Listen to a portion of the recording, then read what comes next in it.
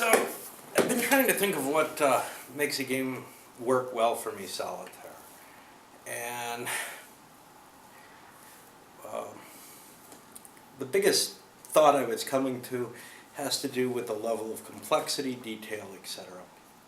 Um, Obviously, I love huge, intricate games with so much complexity that even when you're playing just one country, it's actually hard to keep track of everything that's going on.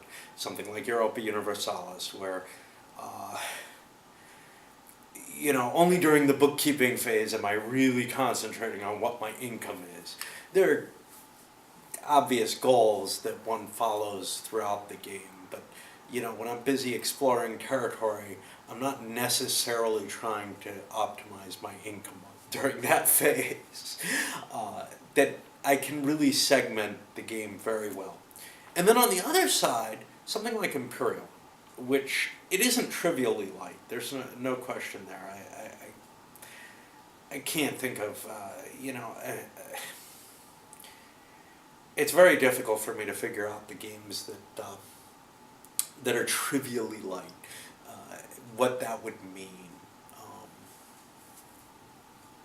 I mean, obviously something, I have some games that have nothing to them, like something called Zap or Yahtzee, where you don't have to really do any thought at all. You're just performing some action and making some very, very limited analysis. But I have trouble with Throne World, which I'm playing right now. I had trouble with High Frontier. I had trouble with some of the CDGs, Paths of Glory, Twilight Struggle. And a lot of that trouble comes from a certain layer of complexity. I had to make decisions where I had to take a lot of things into account that I would rather not be taking into account.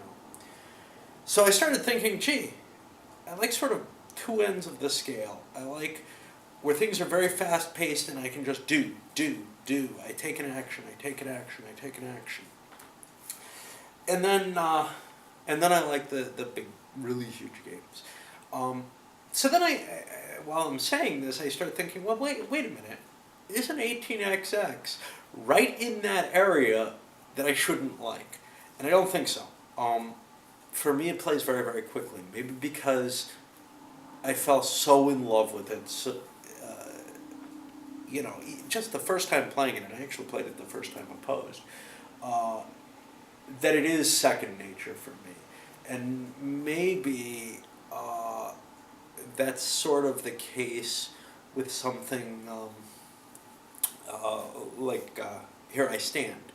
That it's just so engaging that I don't really feel like I have to think that hard about the actions. And Imperial's the same way. It's almost obvious what I should do at any given moment. Throne World, I'm finding, is totally not that way. I have to look at every single piece to know. And part of that is, it's not obvious on the board. There's not, I'm heading here. I mean, there is with the Throne World itself. But with 18XX, I can make a decision, oh yeah, I know what I want to set up. And it's not hard to try to aim for that. It might take a moment on track lays. But usually which stock I'm buying, what trains I'm aiming for, and what I have to do that is all just second nature. So I like that ease. Another game that really, really caught me for solitaire as well, Revolution Francais. That seems to actually be... Now, that's probably the most enthralling solitaire game that I've had in a long time. I mean, I would say the 18XX and Imperial are also in that same realm. But that's a game where I do have to look things up regularly and say, do I want to do X, do I want to do Y? But once a decision's made, it's not that hard to capitalize on it, to understand, who my allies are, and to stick with them as much as I can. There may be some disagreements, but overall, it's pretty easy to, once I make a decision, what I'm going to do. Where I have to feed that input in on every turn, I want the game to be of huge scope if it's going to deal with that. And it's still work. It's still tough to convince myself, but I also want the good visual.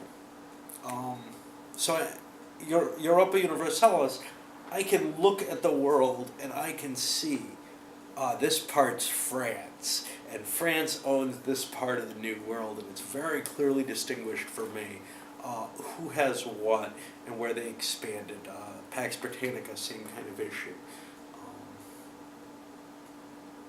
If I don't have that picture, and I think High Frontier and Throne World both have caused me to look at the board and I'm not sure what I've even got. You know, there's not a great thing to imagine when I look at what's going on, at least for my type of imagination. So that's disturbing. So I'm just, I don't know, I guess what I'm thinking is, well, gee, some people will hear this, see this, who've got some ideas of where my tastes already lie, and maybe it'll help trigger additional suggestions, because I don't feel like I've gotten burned with things that I've been picking up and picking out based on reviews, etc. But I also don't feel like I've been making the best of selections that I could have made recently. And I've bought a lot of games, and I wish I hadn't been buying so many, even though there's a thrill to buying a lot. And I'm worried about some of the GMT ones that I've picked up, that the picture will not, that they won't be worth holding in another position in my collection, as well as whatever cash I'll flow to it. But the cash is, it's an issue, but if I stop thinking about it, it's not, right? But games that I need to get on my table regularly, because every game that I own, I owe plays to. Even ones that I don't particularly like, I still owe them that love. Yeah, I'm a weirdo. Alright, I'm going to seal this. I don't know what I was doing, but